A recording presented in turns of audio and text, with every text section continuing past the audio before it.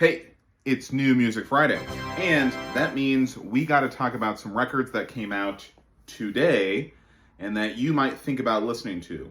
And we're going to kick things off with the new Viagra Boys record, Viagra Boys.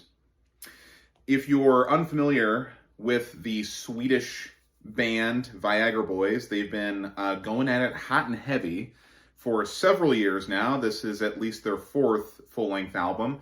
Just to give you a little background, the band, especially the frontman, it is pretty absurd. They're pretty satirical. They're pretty funny as well, I would say, with the lyrics. It's a Swedish band, but all the lyrics are in English. I take it they speak pretty good English in Sweden with this sort of pseudo self-titled record. The band has tackled, the concepts of like toxic masculinity, of, being like, too online, or kind of like how society is these days. And on this record, on the new album, this is maybe their bleakest outlook of humankind yet.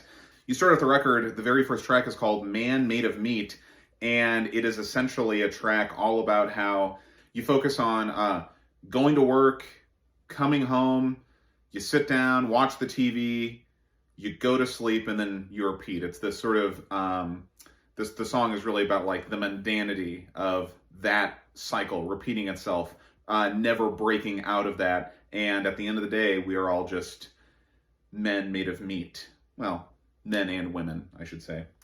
From the tracks talking about, romanticizing the use of hallucinogenic drugs and to make yourself more fun at parties, or to have like an interesting story, that sort of stuff. So there are, and on the flip side of that coin, there are moments of like some really deep personal reflection.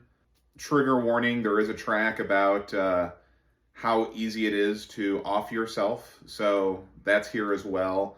And so yeah, the record, if you're maybe new to Viagra Boys, maybe start with something a little bit not as heavy, maybe like their first album, Streetworms, or even Cave World is a good jumping off point. Viagra Boys is a great record, and I did love it, but for the faint of heart, it could be maybe a tough listen. You know him, you love him. His name is Mike Dean, and his new album is called 425. For the past several years, Mike Dean has been recording these projects released around the annual holiday 420, and he is pretty on these projects. He's a one-man band in his home studio that he has lined with synthesizers and different electronic equipment and recording equipment, and so he's just going in there and putting these tracks down, sometimes in one take. And on 425, we are getting maybe the most focused, most locked in version of that process. From the earlier instances of these projects to now, this one does sound like a little bit more attention to detail on creating like a really nice sounding holistic track that's not just like a bombardment of like synths. There's, of course, there are synths, and there's 808 drums and these different pieces in there that you can find on these different projects from Mike Dean. However, on 425, he is also letting the ambience, the sort of the space between the notes, ring out a little bit more. And it's very nice, letting these tracks breathe a little bit. There's also some really nice inclusions of some saxophones, whether they be, actual instruments, or if they're just being modeled on a synth. They sound great. Same with, there's some guitars in there and some drum samples. And it's layered in such a way that, you're getting just a pretty nice sounding synth heavy electronic project. And it's something that continues to grow as you listen to it. It sort of takes on these different shapes and forms, and it's kind of like one long listen. So really, really enjoyed this new project from Mike Dean, and can't wait to see what he's working on next. Ray Vaughn with the album The Good, the Bad, the Dollar Menu. Ray Vaughn is a newer addition to the Top Dog Entertainment lineup, also known as TDE.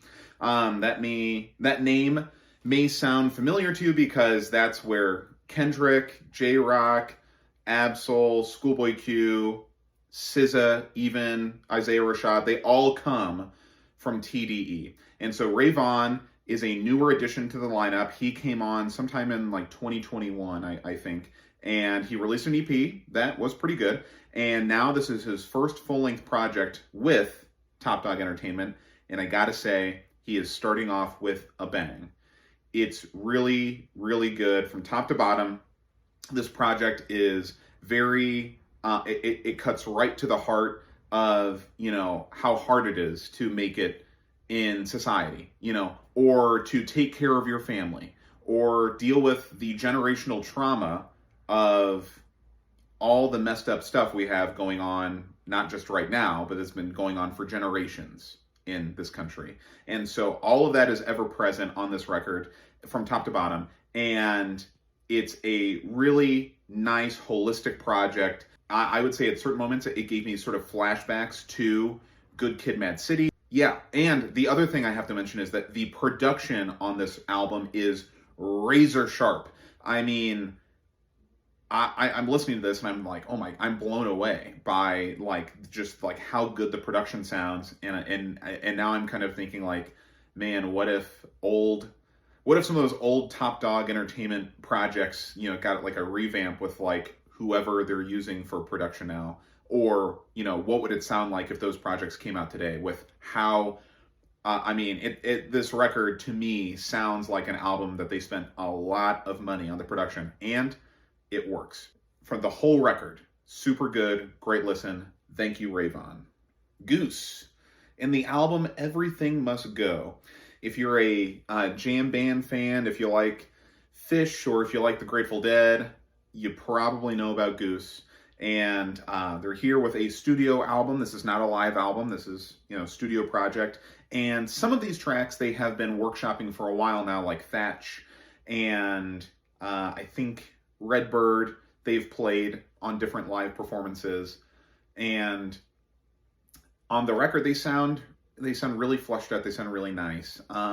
One thing that Goose does, maybe a little bit better than, say, like some of the studio material from like Fish or the Grateful Dead, is that they are really working in a lot of time for these tracks to get fully developed in the studio. So a lot of these tracks are like 5, 6, 7 minutes long, but you get that full breadth of life into the track, with these different solos and different passages that they go through, and then sometimes they'll come back to the beginning of the song, so like that is one thing that like I will listen to there are several Grateful Dead studio albums that I love, but if I'm going to be honest, I listen mostly to the live albums because that's where they let those tracks breathe, whereas Goose is doing that on the studio record as well. So if you're interested in jam bands, if you're interested in like some like really great guitar playing and beautiful singing, the singer, also has that sort of John Mayer affectation to his voice. He sounds great. He's got sort of a bluesy quality, and yeah, the whole band sounds really, really good. Very excited to see them at Bonnaroo, so I'll catch you there, Goose. Anyway, that's it for this Friday. I also listened to the new Samia record, Bloodless, and I did like it a lot. It was just one of those things where I decided maybe I'll just mention it here at the end that I liked it, and if you want to listen to it, you can. So that's all I have for this week. I'll see you next week.